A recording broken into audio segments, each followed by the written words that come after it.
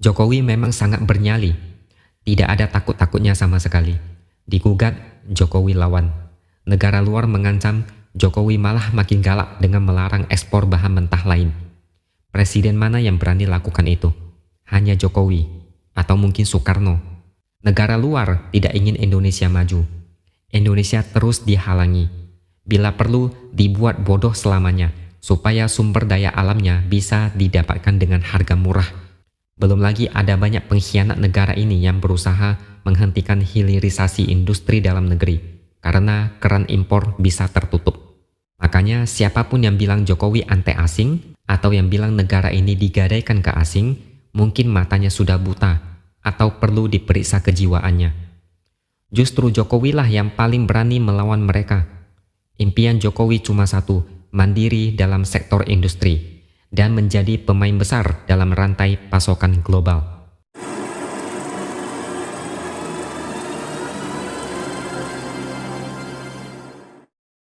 Halo, bertemu lagi dengan saya X Hardy di Opini Seward. Baru-baru ini, Jokowi hadir di konferensi tingkat tinggi atau KTT peringatan 45 tahun kemitraan antara ASEAN dan Uni Eropa di Brussels, Belgia. Jokowi menyampaikan pidato. Jadi, inti pidatonya adalah kemitraan antara ASEAN dan Uni Eropa membuahkan hasil yang baik, tapi tidak semua hal berjalan dengan baik. Jokowi memberikan poin penting, yaitu jika ingin membangun kemitraan yang lebih baik, Uni Eropa harus menerapkan prinsip kesetaraan. Tidak boleh ada pemaksaan, tidak boleh ada pihak yang selalu mendikte dan beranggapan bahwa standar saya lebih baik dari standar kamu. Saya menduga bahwa pidato menohok ini ada kaitannya dengan perseteruan antara Indonesia dengan Eropa terkait kisruh ekspor nikel. Sebenarnya bukan cuma nikel, ini bermula dari diskriminasi sawit Indonesia oleh negara-negara Eropa sekitar tahun 2018 lalu. Waktu itu ada rencana pelarangan masuknya sawit Indonesia ke Eropa. Jokowi saat itu mengatakan Uni Eropa memunculkan isu bahwa minyak kelapa sawit tidak ramah lingkungan. Ini soal perang bisnis antar negara, karena CPO lebih murah dari minyak bunga matahari mereka. Jadi pada tahun 2018, pemerintah Indonesia menolak keputusan Parlemen Eropa yang setuju menghentikan penggunaan biofuel berbahan dasar kelapa sawit sebagai sumber energi terbarukan pada 2021. Jokowi tidak tinggal diam. Jokowi mengirimkan surat protes kepada Presiden dan Ketua Parlemen Uni Eropa atas penolakan sawit Indonesia. Pemerintah Indonesia menilai perlakuan Uni Eropa terhadap produk sawit Indonesia sebagai bentuk proteksionisme. Apa yang diproteksi? Yaitu proteksi terhadap produk bunga matahari. Karena bagaimanapun juga produk kelapa sawit lebih unggul. Tapi pelarangan ini adalah bentuk kampanye hitam bagi produk sawit Indonesia. Makanya Indonesia melawan balik dengan cara menggugat Uni Eropa ke WTO atau Organisasi Perdagangan Dunia. Setahu saya, hasil gugatannya belum keluar sampai saat ini. Tekanan dari Uni Eropa memaksa pemerintah peras otak untuk mencari jalan alternatif. Jokowi menawarkan solusi domestik supaya tidak terlalu tergantung dengan negara luar. Pemakaian CPO secara domestik diperbanyak dan diperluas. Misalnya campuran biodiesel melalui program B20 dan sekarang sudah B30. Ketika Jokowi menjadi presiden, sudah terlihat ambisi besarnya untuk Indonesia, yaitu menjadi negara manufaktur. Dulu, sungguh ironis, sumber daya alam melimpah dan banyak, tapi sayang, semua diekspor ke luar negeri dengan harga murah meriah. Selain itu, ada juga yang dikelola oleh asing dan Indonesia hanya mendapatkan sedikit keuntungan. Misalnya dulu, Freeport dan pengelolaan migas. Perlahan tapi pasti, Jokowi merebut kembali pengelolaan sumber daya alam dari tangan asing. Bukan cuma itu saja, Jokowi ingin hilirisasi sumber daya alam. Tidak ada lagi cerita Indonesia cuma jadi sapi perah ekspor bahan mentah murah, lalu diolah negara lain menjadi barang jadi, lalu dijual lagi ke Indonesia dengan harga yang berkali lipat lebih mahal. Satu saja yang dilakukan Jokowi hingga bikin banyak negara kebakaran jenggot, yaitu menyetop ekspor bahan mentah. Dimulai dari stop ekspor biji nikel sejak tahun 2020. Dari sengketa sawit sekarang muncul sengketa nikel. Ini memang agak lucu. Uni Eropa tidak mau menerima produk sawit Indonesia, tapi mau nikel. Dengan berbagai alasan mereka menolak sawit. Dan ketika Jokowi membalas dengan larangan ekspor nikel, mereka marah. Kalian lihat sendiri bagaimana negara luar sedang mengobok-obok harga diri bangsa ini. Ada produk yang mereka tidak mau, lantas mereka tolak dan larang. Ketika ada produk yang mereka butuhkan, Indonesia malah tidak boleh melarang. Eropa protes dan membalas dengan menggugat di WTO. Sialnya, Indonesia kalah dalam gugatan tersebut. Anda tahu sendirilah, WTO itu isinya orang-orang dari negara mana. Uni Eropa tentu saja tersenyum lebar dan mendesak Indonesia patuh pada keputusan WTO. Apakah Jokowi menyerah? Tentu saja tidak. Sekali melangkah, pantang berhenti, apalagi sampai harus mundur.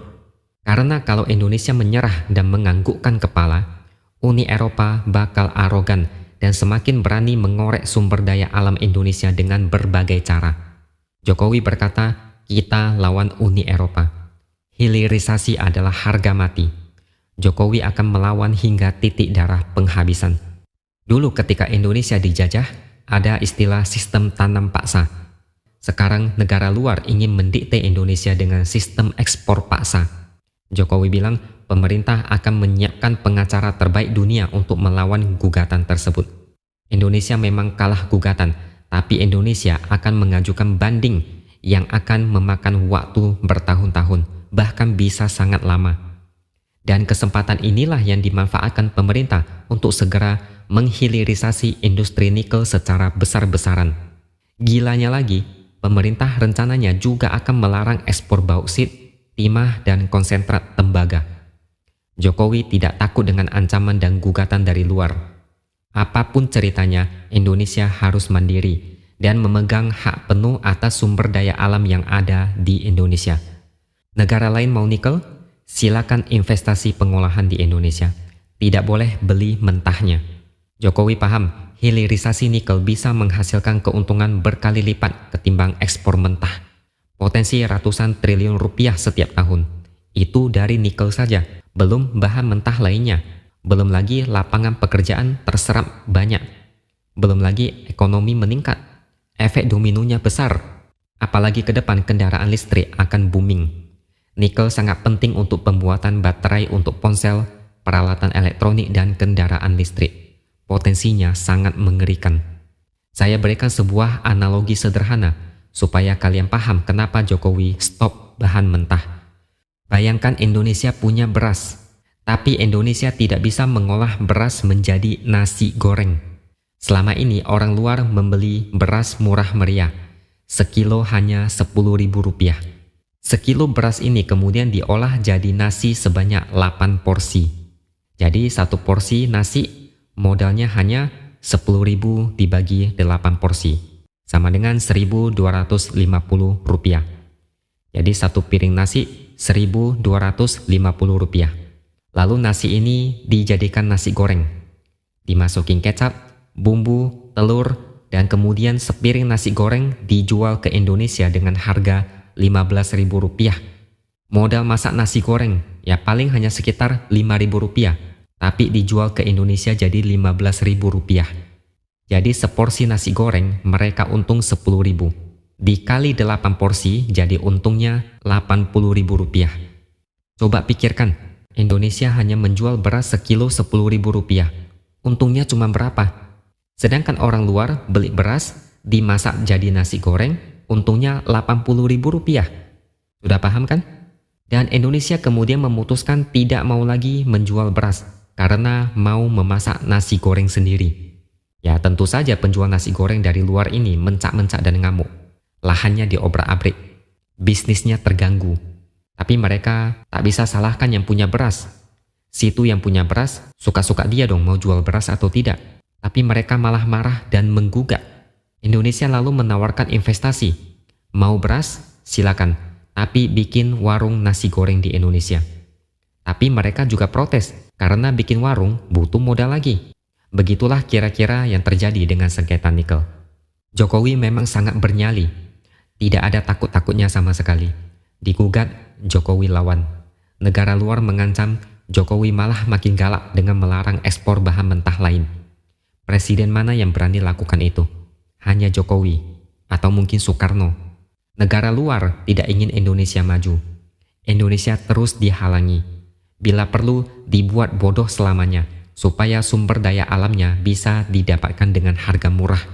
Belum lagi ada banyak pengkhianat negara ini yang berusaha menghentikan hilirisasi industri dalam negeri, karena keran impor bisa tertutup. Makanya siapapun yang bilang Jokowi anti asing, atau yang bilang negara ini digadaikan ke asing, mungkin matanya sudah buta, atau perlu diperiksa kejiwaannya. Justru Jokowi lah yang paling berani melawan mereka. Impian Jokowi cuma satu, mandiri dalam sektor industri, dan menjadi pemain besar dalam rantai pasokan global. Menang tidaknya gugatan terhadap sawit dan banding terhadap nikel, itu tidak akan menghilangkan fakta bahwa Jokowi adalah presiden yang paling bernyali. Setidaknya Jokowi sudah melawan, bukan menyerah dan mencium kaki negara asing yang mau mengeruk kekayaan alam di negeri ini. Jadi, salut buat Jokowi. Sekian opini dari saya. Jangan lupa subscribe channel ini dan tinggalkan komentar Anda di bawah. Kita akan berjumpa lagi di lain kesempatan.